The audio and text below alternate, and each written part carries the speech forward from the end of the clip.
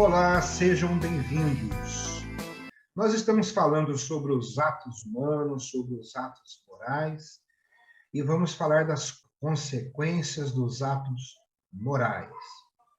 Como os atos morais são, por essência, atos livres, quer dizer, atos nossos, desejados por nós, segue-se daí que assumimos a sua responsabilidade, que eles se tornam para nós causas de mérito ou demérito, e que exigem sanções apropriadas. Além disso, a atividade moral gera hábitos, bons ou maus, que se chamam virtudes e vícios.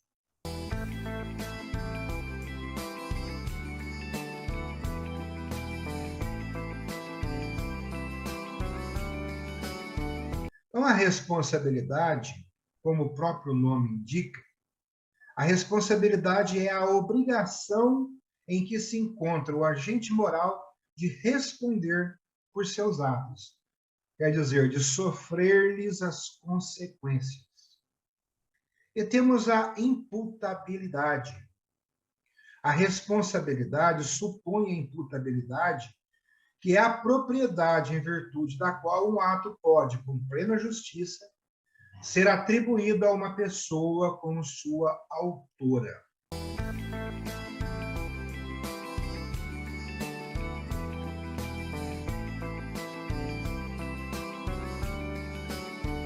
E distingue-se em espécies.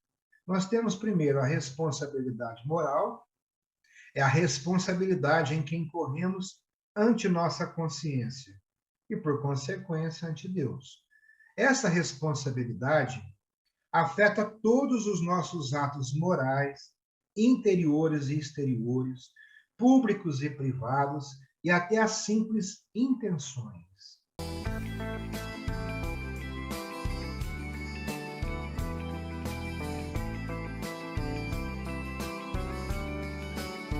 E a responsabilidade social é a responsabilidade em que incorremos ante as autoridades sociais em consequência das infrações às leis civis. Então, a responsabilidade civil não se aplica senão aos atos exteriores, pois a intimidade da consciência não é conhecida senão por Deus.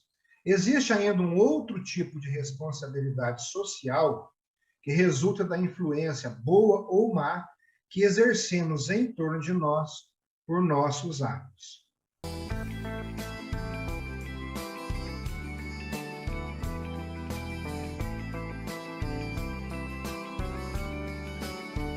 Então, a questão de mérito e demérito tem que ficar bem clara. E para isso, vamos dar uma noção, porque a noção de mérito é complexa. Ela invoca, primeiro, o direito à sanção, recompensa ou punição, conforme o ato moral seja bom ou mau. E o valor moral do ato ou daquele que o executa.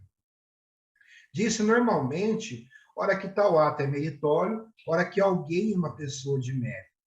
Então, é no sentido de valor moral que tomamos aqui a noção de mérito, de vez que o primeiro sentido se confunde com a ideia de sanção, sobre a qual falaremos daqui a pouco.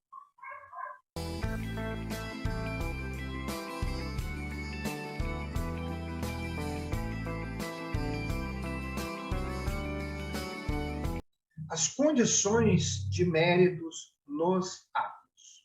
O valor meritório de um ato moral depende de vários fatores.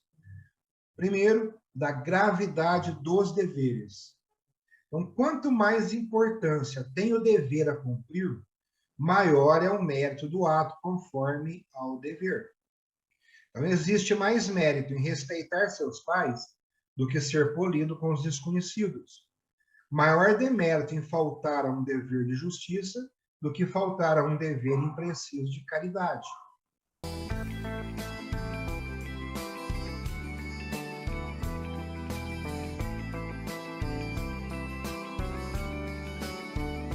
Das dificuldades a vencer.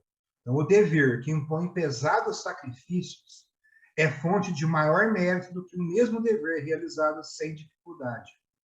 E existe mais mérito em fazer bem aos inimigos do que em servir aos amigos.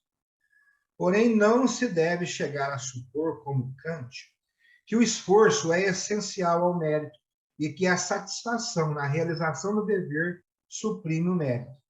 Então, aí existe um grave erro. Seria contraditório para nós, porque se nós praticamos algo como arte, existe um certo prazer, que poderia anular aquele sofrimento.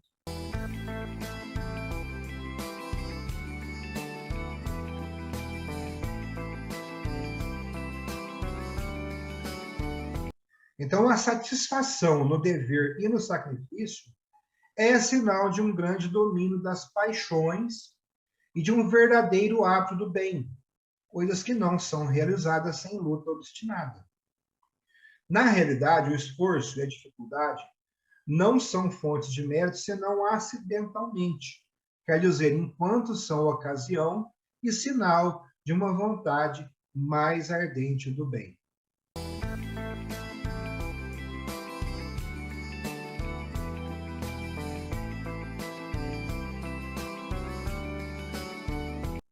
Então, é interessante colocar aqui, fazendo uma parte, e um elo de ligação, que a pessoa às vezes fala assim, eu não vou treinar, é muito sofrido. Então, é interessante, porque existe aí embutido até um valor moral. E temos que falar da pureza de intenção. Quanto mais a intenção for pura, maior o mérito. Então, há maior mérito em servir aos amigos por pura cordialidade do que pelo interesse de ser tratado da mesma forma quando chegar a ocasião.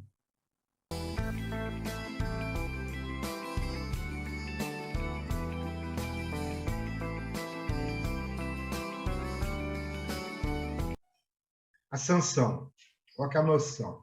A sanção nasce da responsabilidade e é, no seu sentido mais geral, a recompensa ou o castigo exigidos pela observância ou violação do dever. Também temos espécies. Distinguem-se as sanções terrestres e a sanção da vida futura. As principais sanções terrestres são a sanção da consciência, que é a satisfação ou desgosto, aí entrou arrependimento, vergonha, remorso, que resultam na consciência da observância ou violação das leis morais.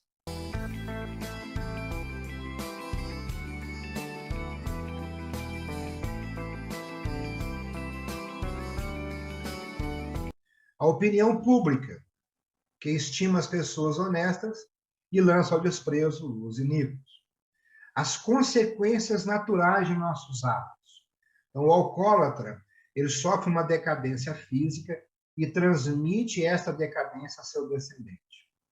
E as sanções civis, que a sociedade civil inflige aos contraventores da lei. Então, multas, prisão, pena de morte, dependendo do local.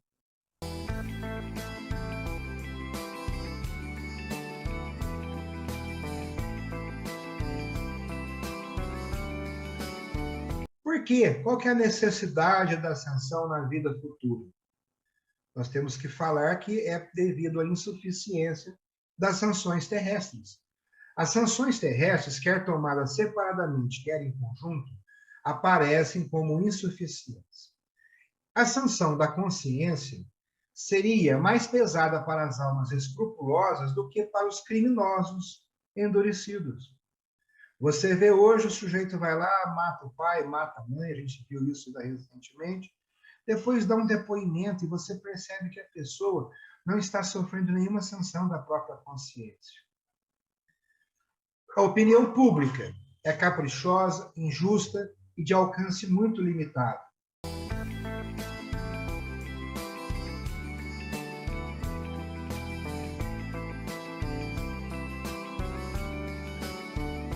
Então, a sociedade não atinge senão os atos exteriores e está bem longe de sancionar todos os crimes que se cometem.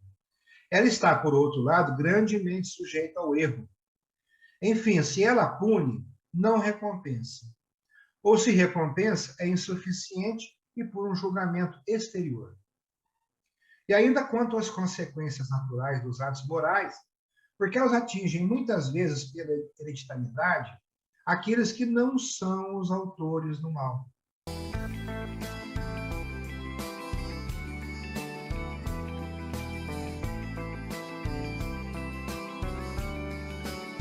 E aí tem as exigências da justiça. A justiça exige que o bem seja recompensado e o mal punido. Isso não pode realizar-se senão pela sanção da vida futura. Somente esta pode ser rigorosamente justa, uma vez que depende de Deus, como se diz, que sonda os rins e o coração. Realmente eficaz, porque ninguém pode escapar. Nenhum subterfúgio daquele que é culpado, nenhum erro do juiz são agora possíveis. Então, a justiça será restabelecida na sua integridade por aquele que, tendo estabelecido a lei, tem o direito de exigir contas daqueles a quem elevou a dignidade de agentes morais, autores e pais de seus atos.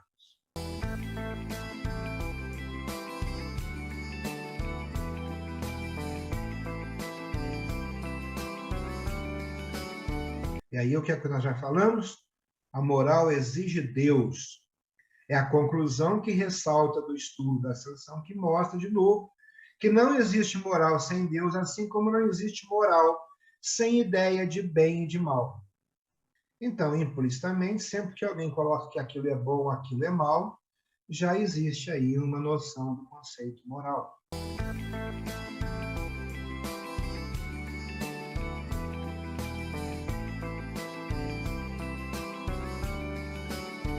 Valor da sanção. Então, nós temos objeções. Temos a objeção estoica e kantiana.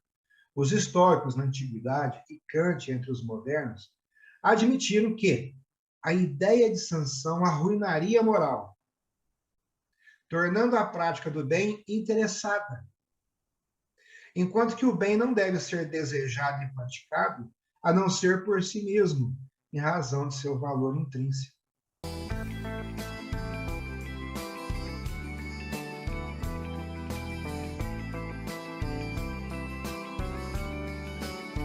Como é que a gente discute isso? Esta objeção se apoia numa falsa noção de sanção. Ela supõe que a sanção possa ser, por si mesma, e independentemente do bem, a razão última do ato. Nós já vimos, ao contrário, que a sanção é una com o bem e o mal. Ela é, enquanto felicidade ou desgraça, o aspecto subjetivo da perfeição realizada ou da decadência consumada.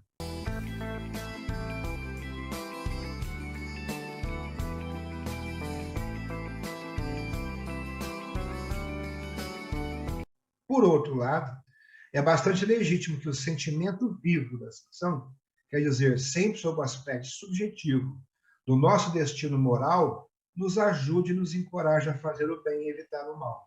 Então, sem esse sentimento, nossa atividade moral perderia um auxiliar precioso e mesmo necessário à procura de um destino em que não apenas a tendência racional, mas também as aspirações da sensibilidade do coração devem encontrar acabamento e perfeição.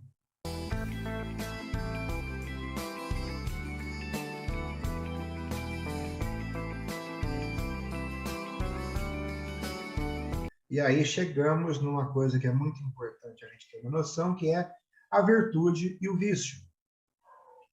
A virtude é o hábito do bem, quer dizer, uma disposição estável para agir bem, que afeta a vontade do agente moral.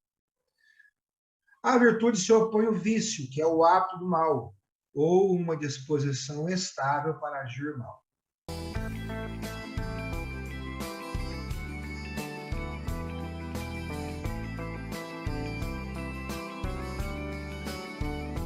E também podemos classificar isso aí. Começamos com as virtudes cardinais. Podem-se classificar as virtudes de diferentes pontos de vista. Um princípio de classificação, que foi adotado por Platão, pode ser tirado da importância das virtudes. Daí o nome de virtudes cardinais, dado a virtudes consideradas como as primeiras de todas e a fonte das outras: prudência, coragem, temperança, justiça.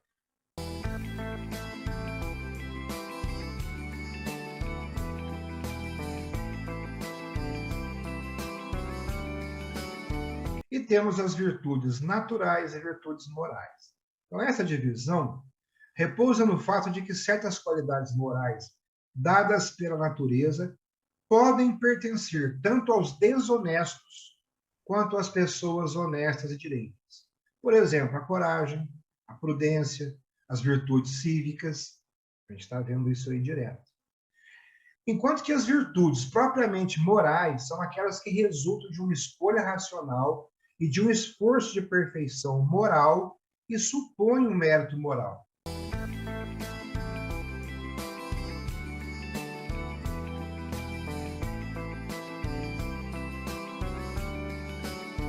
Então, deste ponto de vista, todas as virtudes cardinais e naturais podem ser moralizadas, quer dizer, praticadas por fins propriamente morais. Assim, a temperança, que pode ser uma virtude natural, será moralizada pela intenção de se conduzir como um homem que domina as exigências desordenadas dos sentidos.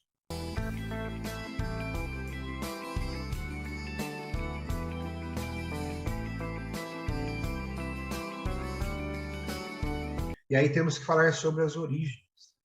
Origem das virtudes e dos vícios. Então fica aquela questão, as virtudes e os vícios são inatos ou são adquiridos? São uma coisa e outra ao mesmo tempo. São inatos enquanto encontramos em nós os germes mais ou menos fortes de todos os vícios e de todas as virtudes. E são adquiridos no sentido de que não é mais do que por nossos esforços que dos germes das virtudes crescem virtudes sólidas e duráveis. E é por nossa lassidão que os germes dos vícios se desenvolvem e adquirem raízes profundas.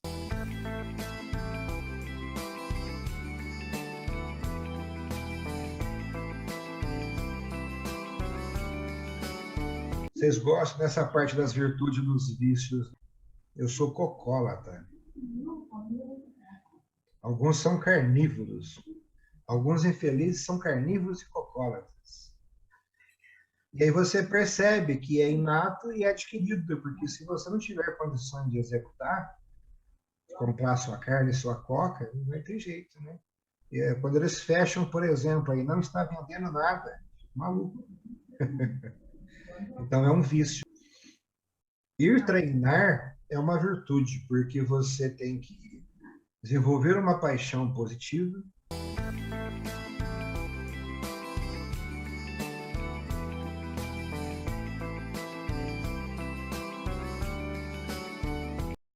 lutar contra os germes da preguiça, digamos assim, e você já vai sabendo que vai sofrer, que vai fazer flexões de braço, vai fazer abdominais, vai ter dificuldade em concatenar intelectualmente o que você está pedindo de vocês, em ter uma reação no tempo certo. Então, isso aí exige um certo sofrimento. E é justamente aí que está o mérito em você conseguir administrar pela razão as suas paixões. Resumi tudo, hein? Se eu pedir um resumo, é só copiar isso. É mais ou menos por aí. Então, resumindo tudo isso que a gente está falando nas nossas aulas, chega no final, tenta dar uma peneiradinha assim para conseguir um resumo. Onde é que isso se encaixa? Onde é que isso aí vai ser útil para mim? Eu estou falando, por exemplo, de que existe uma sanção na vida futura. Ah, mas eu sou ateu, eu sou agnóstico, eu sou não sei o quê, eu sou eclético, eu sou um não eclético, eu não acredito nessas coisas. Você convive com pessoas o tempo todo que acreditam nessas coisas. Então, você acredite ou não, é interessante saber o que é que elas acreditam. E quando você vê essas definições assim em detalhes, a gente percebe que a maior parte das pessoas que acreditam em alguma coisa, elas acreditam em uma ideia confusa. Porque se você questionar o que é o vício, o que é realmente a virtude, o que é um ato moral, o que são as paixões, você vai perceber que as pessoas falam sobre esses conceitos, mas não têm uma ideia realmente muito clara delas. Eu percebo principalmente quando eu elogio. Eu sou apaixonado pelas paixões. E aí as pessoas olham e falam, nossa, que coisa horrível. Era tão bom, né? Se a pessoa, ao invés de ter paixões, tivesse amor. Mas para que haja amor é necessário que haja uma carência. Ninguém ama aquilo que tem, né? Você tem uma coisa, você almeja outra. Se você tiver a outra e deixar de ter a que tem, você passa a almejar a que você tinha.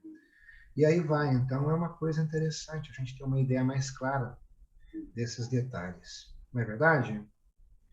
Então não adianta, sempre alguém vai questionar, ainda mais agora, nós temos o nosso treinamento exatamente em cima de uma igreja. Então muitas pessoas às vezes acabam até ficando inibidas de subir ali porque acham que estão pecando. Então nós temos que ter essas noções, ainda que superficiais. Ok, meus queridos? Pessoal, obrigado pela participação de vocês. Vida longa e próspera, paciência e perseverança. Um grande abraço a todos. Oyasuminasai. Oyasuminasai.